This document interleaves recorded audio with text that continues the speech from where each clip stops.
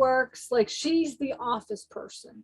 All right. So if you come in and sign the contract or whatever, you want to pay your bill or something, she's the one that does that. Okay. And then she also has to clean out all 722 units. And she overlocks and unoverlocks and all this kind of stuff. So it's a huge, big facility. And she makes $13 an hour doing that. She says she's like running around like a crazy person all week long. And she works Monday through Friday. All right. Now so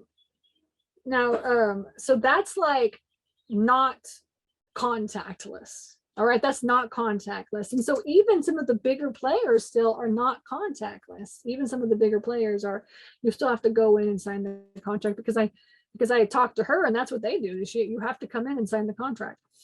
And so anyways, my point is that when COVID hit, all right, when COVID hit, we did not have this issue at all because we were already contactless.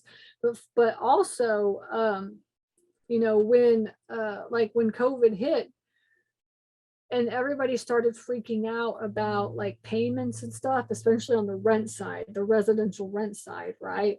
And then we had this like huge discussion in the industry. I don't know if anybody was been in the industry, that long, but like this is like 2.5, 3 years ago, whenever COVID hit.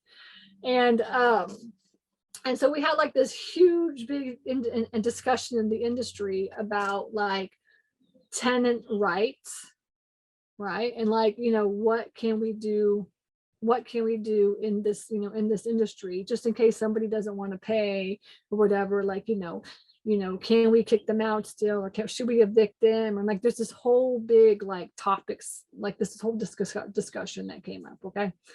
And so the question, like, and that came up for us as well too. So we had like 1,000 doors. We had like 1,000 doors at the time. Okay. And out of the 1,000 doors, I think we probably had like maybe 20 or 30 people that didn't want to pay, and they didn't want to pay their $50 or their $100 or whatever, you know what I'm saying? So out of 1,000 doors, I think we only had like maybe 30 people max that didn't want to pay. And so Pete came up with, like, essentially what he did is he came up with a form that said like, okay, your payment is now in forbearance or whatever, and like you can pay this, like you can make a payments on it over the course of the next 3 months. He was like super nice about it. So he did not kick anybody out. We didn't do any auctions. We were the nice people.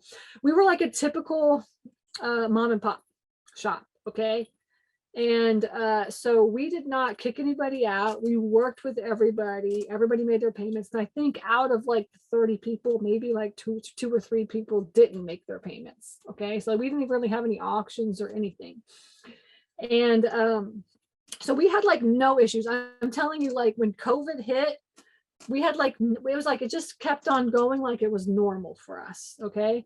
Now, luckily, we were already virtual. We were already contactless. Pete immediately came up with some sort of payment thing that everybody can do if you didn't want to do it. We let everybody know. We emailed everybody in the software, and we let everybody know that if you had any issues at all, please let us know. And then we were just worried, like, when the next time that the month came around, how many payments were going to go through? How many payments could we actually pay? All right. And so we just have to see, right? And I remember that next month, I think that we were all worried about how many payments were going to go through. But the truth is like everybody went through. Like pretty much everybody went through. Like 80% went through, which it's typically on the first. This is what it looks like. Like 80% go through, and then 20% don't go through. And then from the first until like the 6th or 7th, like whenever we do our overlock, we're just hounding everybody and trying to get everybody paid. And pretty much everybody pays, maybe like, except for maybe like 3 or 4%. Okay. And then that 3 or 4% goes into overlock.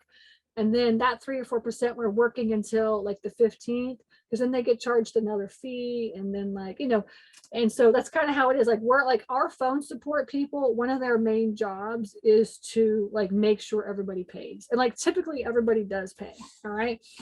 And then by the 23rd, when we start the auction process, pretty much everybody's paid, because they get an email. It's like, hey, just letting you know the auction process has started, and then everybody pretty much pays except for like a couple of like people that don't do that. Okay.